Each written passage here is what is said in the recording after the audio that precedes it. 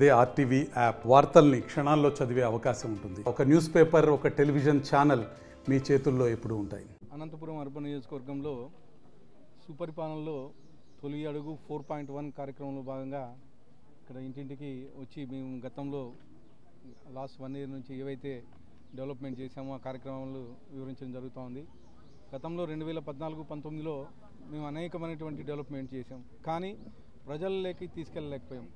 దానిలో భాగంగా జగన్మోహన్ రెడ్డి వచ్చి ఒక్క ఛాన్స్ ఇవ్వండి అని చెప్పేసి ప్రజలను అడగడం జరిగింది. ప్రజలు కానీ సరే ఏమో ఇవ్వకూడదు కదా, బాగా చేస్తాడేమో అని చెప్పేసి అవకాశం ఇచ్చారు. కానీ గత 5 ఏళ్లలో వ్యవస్థల్ని నాశనం చేసి, అంటే ఎక్కడే కానీ అడ్మినిస్ట్రేషన్ కానీ ఇంకోటి కానీ కరెక్ట్ లేకోకుండా బయటకు వస్తే పరదాలు కట్టించుకొని చెట్టు కొట్టించుకొని ఈ కార్యక్రమాలు చేసి చేయడం జరిగింది. ఈరోజు మా తెలుగుదేశం ప్రభుత్వం వచ్చిన తర్వాత ఈ సంవత్సరం కాలంలోనే అనేకమైనటువంటి ఇండస్ట్రీస్ తీసుకొచ్చాం. దాదాపు 9,50,000 కోట్లు పెట్టుబడులు వచ్చాయి, 8,50,000 ఉద్యోగాలు వచ్చాయి. ఇవే కాకుండా అనంతపురం జిల్లాలో అనేకమైనటువంటి ఇండస్ట్రీస్ వచ్చాయి.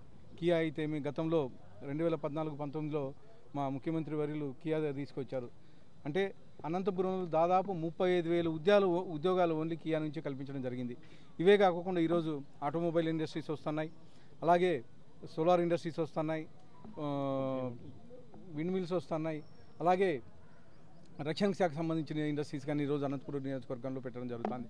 ఇవే కాకుండా ఈరోజు ఇంటింటికి ఒక ఎంటర్ప్రైనర్ ఉండాలని చెప్పేసి 2047 టార్గెట్గా ఈరోజు మా ముఖ్యమంత్రి వర్యులు అయితేమి ఎన్డీఏ కూటమిలో ఉన్న మా నరేంద్ర మోడీ గారు, ప్రధానమంత్రి నరేంద్ర మోడీ గారు అయితేమి ప్రతి ఒక్కరూ 2047లో ప్రపంచంలోనే భారతదేశాన్ని అగ్రగామంగా నిలబెట్టాలని చెప్పేసి ప్రధానమంత్రి గారు చూస్తున్నారు.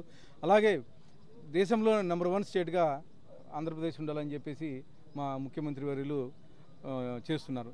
ఈరోజు నారా లోకేష్ గారు అయితేమి, తర్వాత మా ముఖ్యమంత్రి వర్యులు అయితేమి, వీళ్ళంతా ఇండస్ట్రీస్ వెళ్ళి వాళ్ళతో మాట్లాడి గతంలో 5 ఏళ్లలో మేము మా స్టేట్ మొత్తం నాశనం అయిపోయింది. మళ్ళీ చంద్రబాబు నాయుడు గారు ముఖ్యమంత్రిగా వచ్చారు, మీరు ఇండస్ట్రీస్ పెట్టండి అని చెప్తే ప్రతి ఒక్కరూ ధైర్యంగా ముందుకు వచ్చి ఈరోజు ఇండస్ట్రీస్ పెట్టే పరిస్థితి.